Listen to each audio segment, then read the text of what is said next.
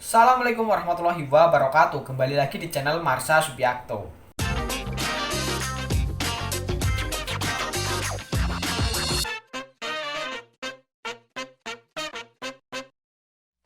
Pada kesempatan kali ini kita akan kembali membahas informasi menarik.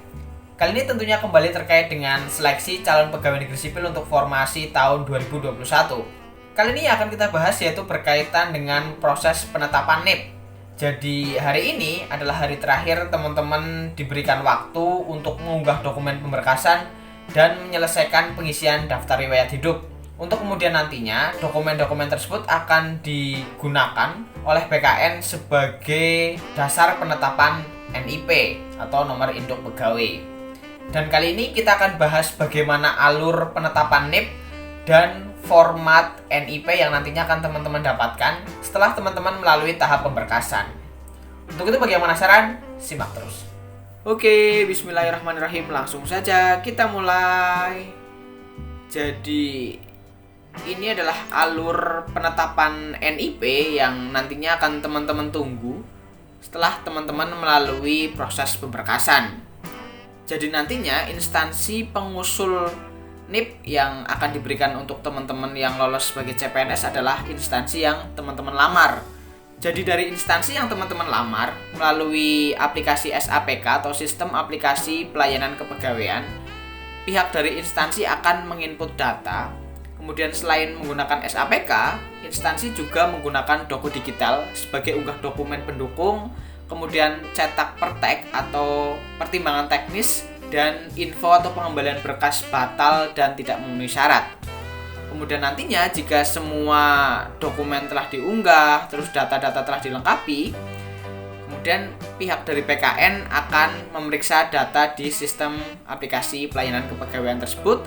Begitu juga di Doku Digital terkait dengan kelengkapan dokumen, kebenaran dokumen, create konsep pertek atau pertimbangan teknis digital, kirim pertek digital, kirim berkas batal atau TMS. Jika dokumennya telah lengkap, benar dan sesuai dengan yang dipersyaratkan, kemudian PKN baru akan teken digital. Tetapi jika ada dokumen yang dirasa kurang atau dokumen yang tidak benar, PKN akan memberikan informasi terkait hal tersebut kepada instansi yang mengusulkan. Dan jika semuanya sudah benar, datanya sudah benar, dokumennya sudah benar dan lengkap, baru PKN mengeluarkan teken digital. Dua teken digital, yang pertama yaitu DS. DS ini adalah Digital Signature Pertek atau pertimbangan teknis NIP. Kemudian yang kedua, Digital Signature Surat Pengantar. Jadi DS ini adalah tanda tangan digital. Jadi setidaknya mekanisme penetapan NIP CPNS adalah seperti itu. Kemudian ini timeline-nya atau waktu yang harus teman-teman tunggu sampai akhirnya NIP CPNS teman-teman bisa keluar. Jadi yang pertama, calon PNS ini melengkapi keseluruhan jenis persyaratan pada proses pemberkasan untuk penetapan NIP kepada instansi pengusul.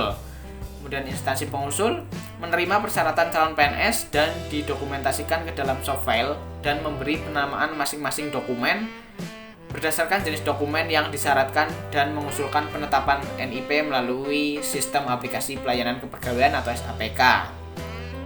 Kemudian lanjut lagi, dari instansi pengusul melakukan sinkronisasi data penetapan NIP dari SAPK pada SLAIS. Dan tahap 4, instansi pengusul mengunggah kelengkapan dokumen untuk pengusulan penetapan NIP pada tombol unggah dalam proses sinkronisasi usulan penetapan NIP. Kemudian tahap 5, instansi pengusul mengirim usulan berkas kepada PKN jika sudah melengkapi dokumen yang dipersyaratkan. Kemudian baru PKN usulan berkas penetapan NIP diterima oleh PKN pada aplikasi Doku Digital. Kemudian step 7 atau tahap ke-7, instansi pengusul, user instansi akan menerima notifikasi WhatsApp secara langsung kepada nomor yang sudah didaftarkan pada Doku Digital jika berkas ditolak oleh PKN. Jadi jika ada berkas yang salah atau kurang, PKN akan memberi tahu kepada instansi pengusul terkait dengan hal tersebut. Kemudian step 8 atau tahapan ke-8, PKN memeriksa dokumen pelengkap pada usulan yang sudah diterima. Selanjutnya, tahap 9, instansi pengusul akan menerima notifikasi WhatsApp jika ada berkas yang dinyatakan batal oleh PKN dan segera melengkapi batal tersebut. Kemudian tahap 10, PKN, berkas dan dokumen yang dinyatakan ACC oleh PKN selanjutnya dibuatkan pertek atau pertimbangan teknis penetapan NIP pada sistem aplikasi pelayanan kepegawaian. Dan tahapan ke-11, dari PKN, usulan yang sudah di ACC kemudian dibuatkan surat pengantarnya oleh PKN pada SAPK. Selanjutnya, tahap 12, PKN, pertek dan surat pengantar akan ditandatangani secara digital menggunakan digital signature melalui token digital dan kemudian diunggah di aplikasi Doku Digital. Dan terakhir, instansi pengusul, instansi dapat mengunduh surat pengantar dan pertek penetapan NIP yang sudah di DS melalui Doku Digital. Dan setelah instansi pengusul menerima pertek NIP yang dikeluarkan oleh PKN, barulah instansi pengusul menerbitkan SK CPNS, dan di situ baru ada TMT atau terhitung mulai tanggal diangkat sebagai CPNS. Jadi setidaknya seperti itu alur penetapan NIP untuk teman-teman yang dinyatakan lolos sebagai CPNS setelah tahap pemberkasan. Kemudian kali ini kita akan coba bahas terkait dengan NIP yang nantinya akan teman-teman dapatkan. Jadi NIP itu ada 18 digit angka. 8 angka pertama adalah tanggal lahir teman-teman. Jadi 4 angka pertama adalah tahun lahir, kemudian diikuti 2 angka berikutnya yaitu bulan lahir, dan 2 angka berikutnya lagi yaitu tanggal lahir. Jadi jika ini lahir pada 7 Agustus tahun 95, penulisannya adalah seperti ini. Selanjutnya, 6 angka berikutnya terkait dengan waktu pengangkatan teman-teman sebagai CPNS. Jadi 4 angka pertama adalah tahun pengangkatan CPNS, kemudian 2 angka berikutnya adalah bulan pengangkatan CPNS.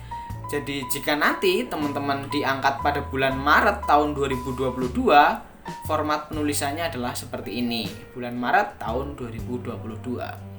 Kemudian selanjutnya ada 1 angka yang terpisah. Jadi ini adalah kode jenis kelamin.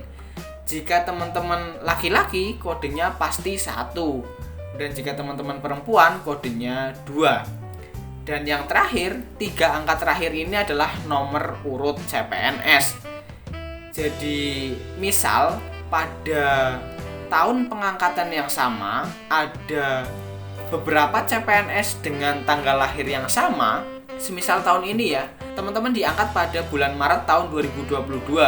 Kemudian saat pengangkatan teman-teman ada yang tanggal lahirnya 7 Agustus 95, tahun 95 ini ada 10. Jadi nomor urut CPNS ini ada yang nomor 1 sampai 10. Jadi itulah format penulisan atau format 18 digit NIP yang nantinya akan teman-teman dapatkan. Mungkin pada kesempatan kali ini cukup sekian pembahasan terkait dengan alur penetapan NIP dan format NIP. Bagi yang punya pertanyaan silahkan tinggalkan di kolom komentar.